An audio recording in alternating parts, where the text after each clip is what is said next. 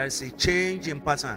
How it has been, it is no more the same. There was an event over 2,000 years ago that changed the pattern in life. When Jesus at the cross of Calvary said, "It is finished." With that word, there was a change of events. The book of Matthew chapter 27 verse 50 and 51. John chapter 19 verse 30. Jesus said, "It is finished." Well, I want to dwell in Matthew 27. I will be reading verse 50 and 51. When he has cried again with a loud voice, he yielded up the ghost. Then what happened?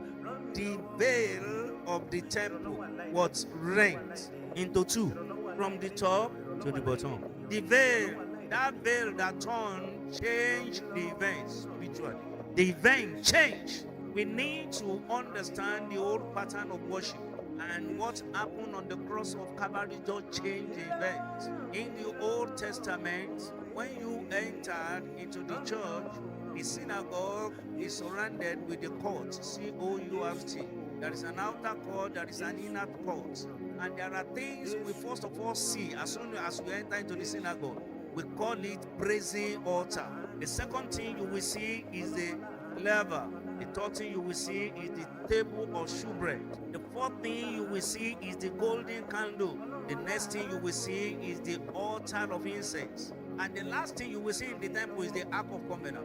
Now, Ark of Covenant is the one that is inside the Holies of Holies. And it will barricade with a very, very thick curtain. They can have their service in the temple without crossing into the Holies of Holies to where the Ark of Covenant is. In verse, the high priest only has once in a year to pass through the curtain and enter into the Holies of Holies. And he has to repent of sin, cleansing, and all the rest. But what they are hiding, what they are covering, what only high priests have access to once in a year. When Jesus said, "It is finished," the curtain was torn into two. From the top, if it is from the bottom, they will say it is human being that cut it.